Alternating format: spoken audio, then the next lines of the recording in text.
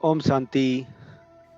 आज का अव्यक्त महावाक्य 19 जुलाई 1972 से लिया गया है, जिसका शीर्षक है संगठन का महत्व तथा संगठन द्वारा सर्टिफिकेट। अपने को मोती व मन का समझते हो।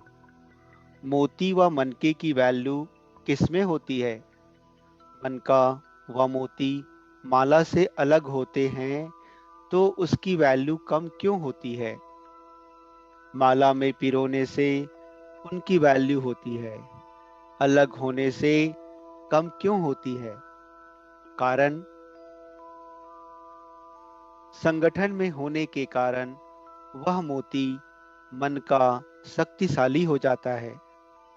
एक से दो भी आपस में मिल जाते हैं तो दो को 11 कहा जाता है। एक को एक ही कहा जाएगा। दो मिलकर 11 हो जाते हैं। तो कहाँ एक, कहाँ 11, इतनी उसकी वैल्यू बढ़ जाती है। दो के बदली 11 कहा जाता है।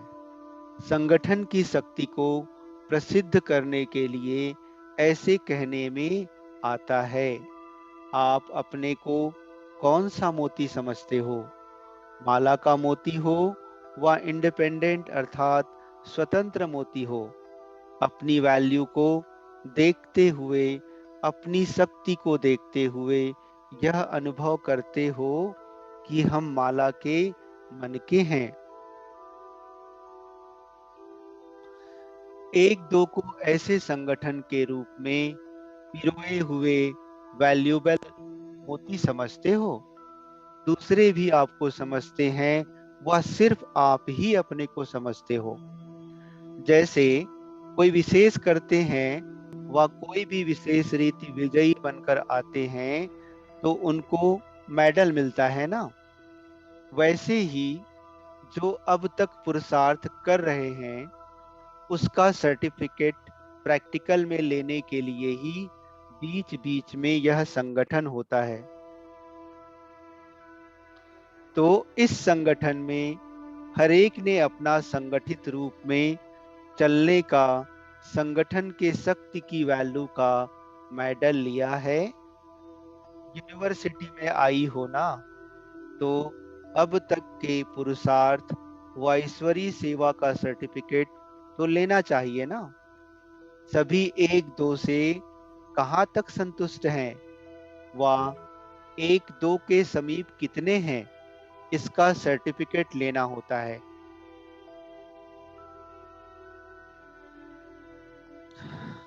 एक तो है अपने संगठन में व संपर्क में सहयोग और सभी के स्नेही रहने का मेडल व इनाम।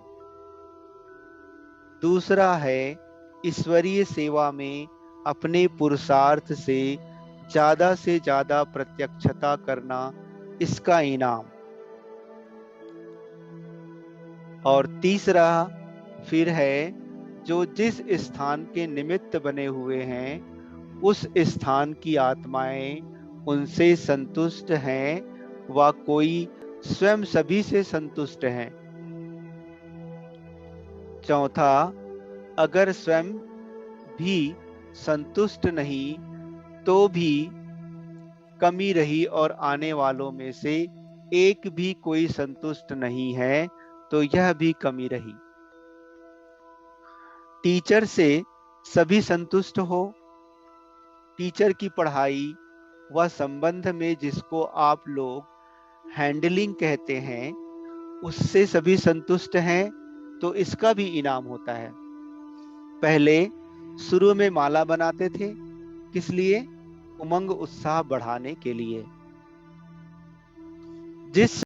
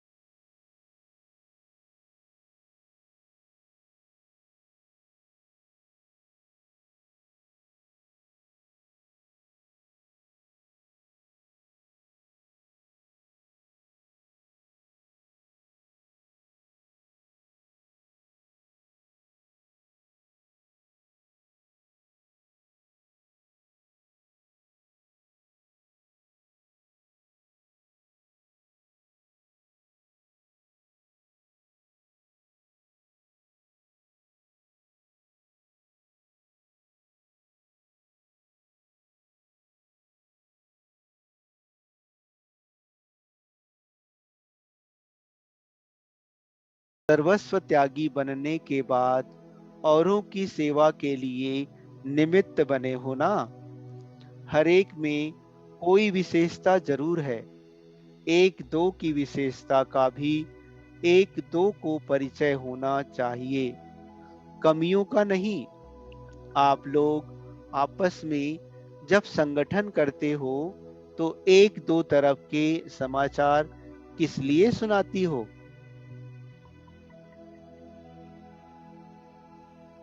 हर एक में जो विशेषता है वह अपने में लेने के लिए।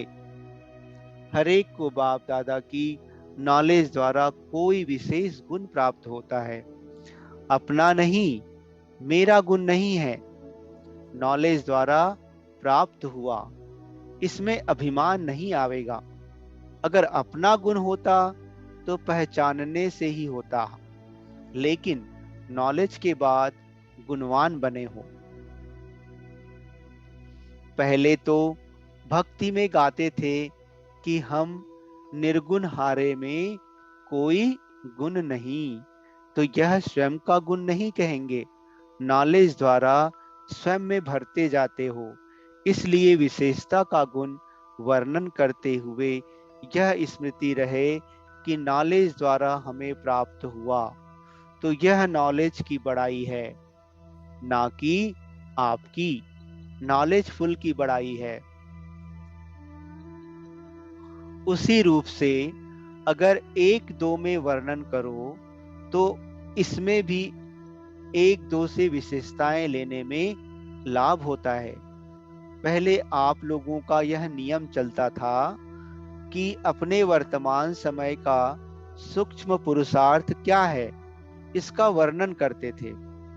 ऊपर ऊपर की बात नहीं, लेकिन सूक्ष्म कमजोरियों पर किस पुरुषार्थ से विजय पा रहे हैं वह एक दो में वर्णन करते थे।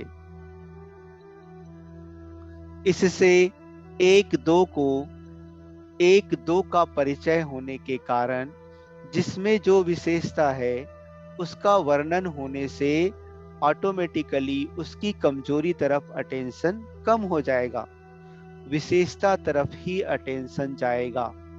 पहले आपस में ऐसे सूक्ष्म रूह रूहान करते थे, इससे लाभ बहुत होता था, बहुत होता है। एक दो के वर्तमान समय के पुरुषार्थ की विशेषता ही आपस में वर्णन करो तो भी अच्छा वातावरण रहेगा। जब टॉपिक ही यह हो जाएगा तो और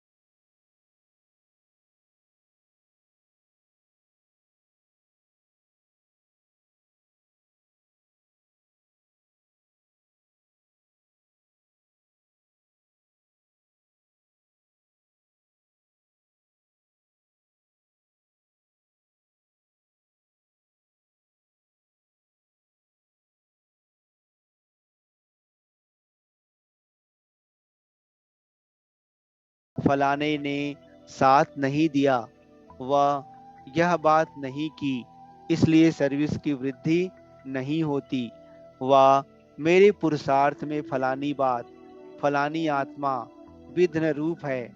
यह तो अपनी ही बुद्धि द्वारा कोई आधार बनाकर उस पर ठहरने की कोशिश करते हो, लेकिन वह आधार फाउंडेशन लेस अर्थात आधारहीन है, इसलिए वह ठहरता नहीं है। थोड़े समय बाद वही आधार नुकसान कारक बन जाता है। इसलिए होली हंस होना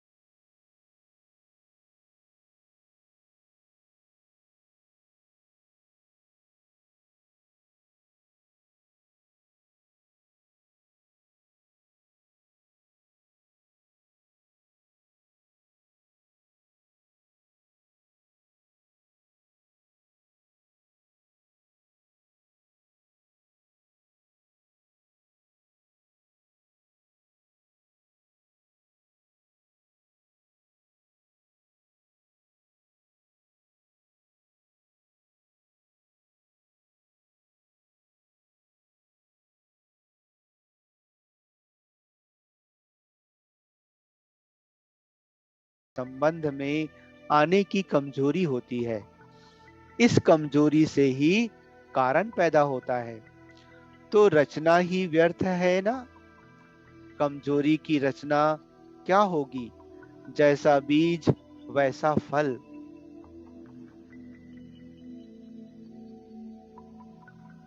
तो जब रचना ही उल्टी है तो उसको वहां ही खत्म करना चाहिए या उसका आधार ले आगे बढ़ना चाहिए। फलाने कारण का निवारण हो तो आगे बढ़ें, कारण का निवारण हो तो सर्विस बढ़ेगी, विघ्न हटेंगे। अभी यह भाषा भी चेंज करो। आप सभी को निवारण देने वाले हो ना। आप लोगों के पास अज्ञानी लोग कारण का निवारण करने आते हैं ना। जो अनेक प्रकार के कारणों को निवारण करने वाले हैं, वह यह आधार कैसे ले सकते हैं? जब सभी आधार खत्म हुए तो फिर यह देह अभिमान संस्कार ऑटोमेटिकली खत्म हो जाएंगे। यह बातें ही देह अभिमान में लाती हैं। बातें ही खत्म हो जाएगी तो उसका परिणाम भी खत्म हो जाएगा। छोटे छोटे कारण में आने से भिन्न भिन्न प्रकार के देह अभिमान आ जाते हैं।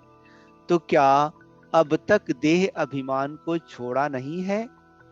बहुत प्यारा लगता है। अभी अपनी भाषा और वृत्ति सभी चेंज करो।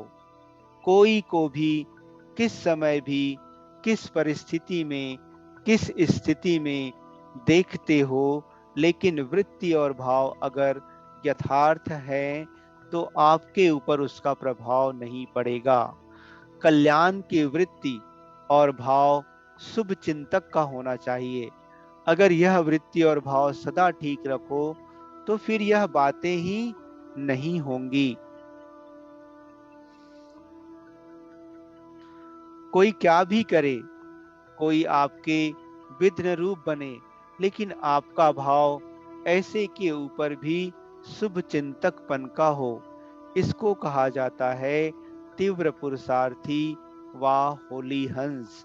जिसका आपके प्रति शुभ भाव है, उसके प्रति आप भी शुभ भाव रखते हो, वह कोई बड़ी बात नहीं।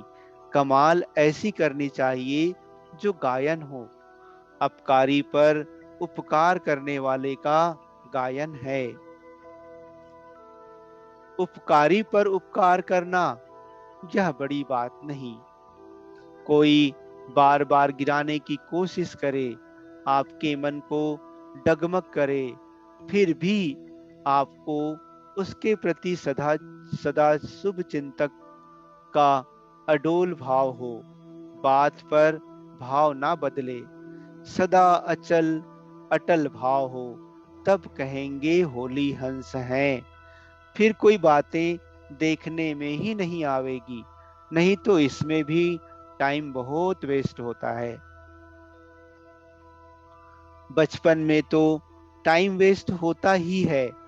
बच्चा टाइम वेस्ट करेगा तो कहेंगे बच्चा है, लेकिन समझदार अगर टाइम वेस्ट कर रहा है तो उसको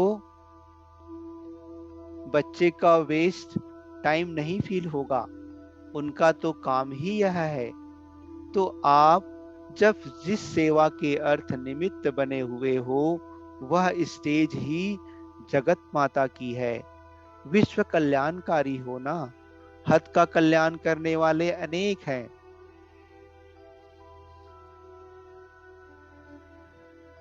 विश्व कल्याण की भावना की स्टेज है जगत माता। तो जगत माता की स्टेज पर होते अगर इन बातों में टाइम वेस्ट करें तो क्या समझेंगे। पंजाब की धरती पर कौरव गवर्नमेंट को नाज है, तो पांडव गवर्नमेंट को भी नाज है। पंजाब की विशेषता यह है, जो बाप दादा के कार्य में मददगार फलस्वरूप सभी से ज्यादा पंजाब से निकले हैं। सिंध से निकले हुए निमित्त बने हुए रत्नों ने आप रत्नों को निकाला। अब फिर आप लोगों का कर्तव्य है ऐसे अच्छे रत्न निकालो, खिटपिट वाली ना हो। आप लोगों द्वारा जो सबूत निकलना चाहिए वह अब अपनी चेकिंग करो। अपनी रचना से कब तंग हो जाते हो क्या? यह तो सभी शुरू से चलता आता है। आप लोगों के लिए तो और ही सहज है।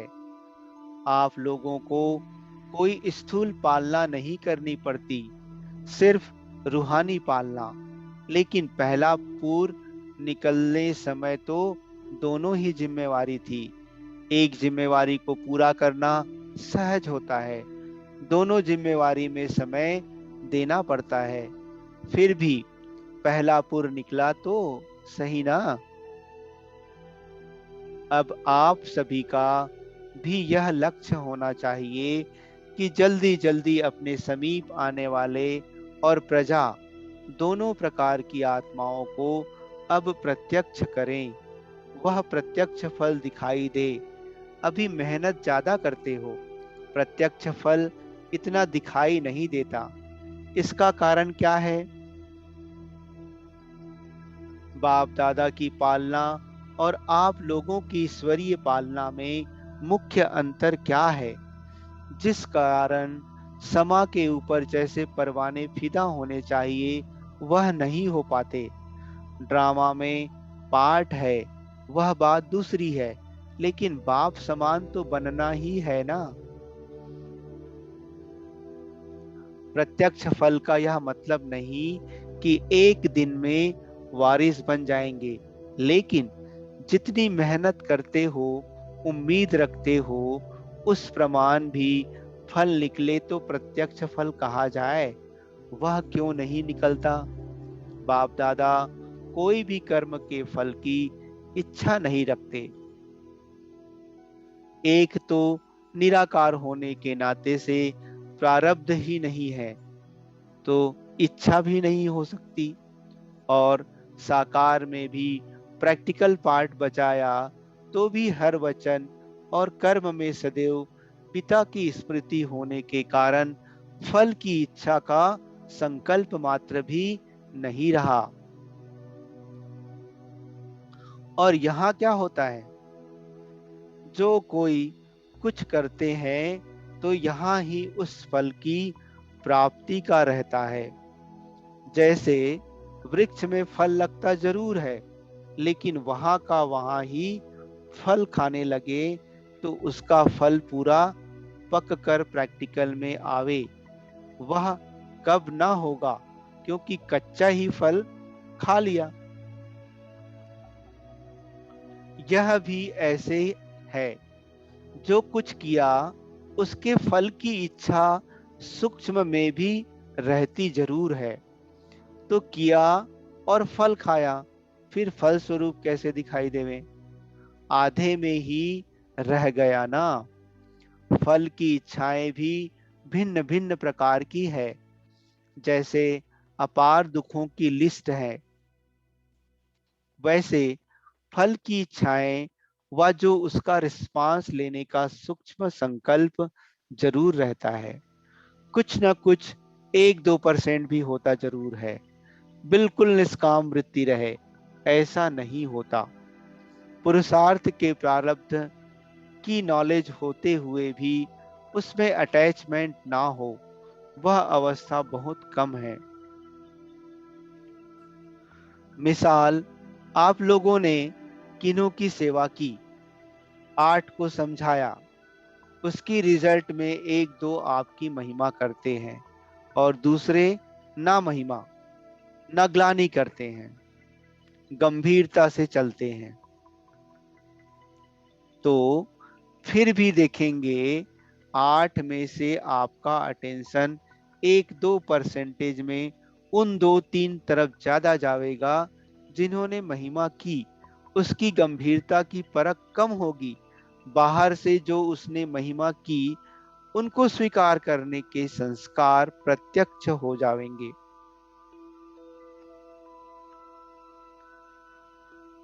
दूसरे शब्दों में कहते हैं, इनके संस्कार, इनका स्वभाव मिलता है, फलाने के संस्कार मिलते नहीं हैं, इसलिए दूर रहते हैं। लेकिन वास्तव में है यह सूक्ष्म फल को स्वीकार करना। मूल कारण यह रह जाता है, करेंगे और रिजल्ट का इंतजार रहेगा। पहले अटेंशन इस बात में जाएगा कि इसने मेरे लिए क्या कहा, मैंने भाषण किया, सभी ने क्या कहा, उसमें अटेंशन जाएगा। अपने को आगे बढ़ाने की एम से रिजल्ट लेना, अपनी सर्विस के रिजल्ट को जानना, अपनी उन्नति के लिए जानना, वह अलग बात है। लेकिन अच्छे और बुरे की कामना रखना, वह अलग बात है।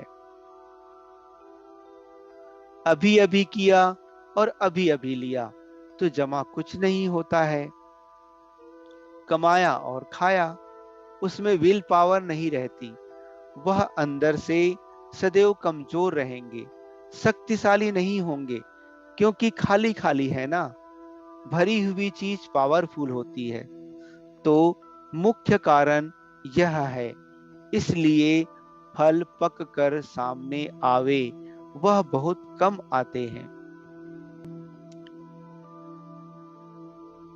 जब यह बात खत्म हो जाएगी, तब निराकारी, निरअहंकारी और साथ साथ निर्विकारी मनसा वाचा कर्मणा में तीनों सब्जेक्ट दिखाई देंगे। शरीर में होते निराकारी आत्मिक रूप दिखाई देगा। जैसे साकार में देखा, बुजुर्ग था ना, लेकिन फिर भी शरीर को ना देख रूह ही दिखाई देता था। व्यक्त गायब हो, अव्यक्त दिखाई देता था। तो साकार में निराकार स्थिति होने के कारण निराकार व आकार दिखाई देता था। तो ऐसी अवस्था प्रैक्टिकल रहेगी। अब स्वयं भी बार बार देह अभिमान में आते हो तो दूसरे को निराकारी व आकारी रूप का साक्षात्कार नहीं होता है। यह तीनों ही होना चाहिए। मनसा में निराकारी स्टेज, वाचा में निरअहंकारी और कर्म में निर्विकारी, जरा भी विकार ना हो। तेरा मेरा सान मान यह भी विकार है। अंश भी हुआ तो वंश आ जावेगा। संकल्प में भी विकार का अंश ना हो। जब यह तीनों स्टेज हो जावेगी तब अपने प्रभाव से जो भी वारिस व प्रजा निकलनी होगी वह फटाफट निकलेगी। आप लोग अभी जो मेहनत का अविनाशी बीज डाल रहे हो उसका भी फल और कुछ प्रत्यक्ष का प्रभाव दोनों इकट्ठे निकलेंगे। फिर क्विक सर्विस दिखाई देगी। तो अब कारण समझा ना, इसका निवारण करना, सिर्फ वर्णन तक ना रखना। फिर क्या हो जाएगा? साक्षात्कार मूर्त हो जाएंगे। तीनों स्टेज प्रत्यक्ष दिखाई देंगी। आजकल सभी यह देखने चाहते हैं, सुनने नहीं चाहते।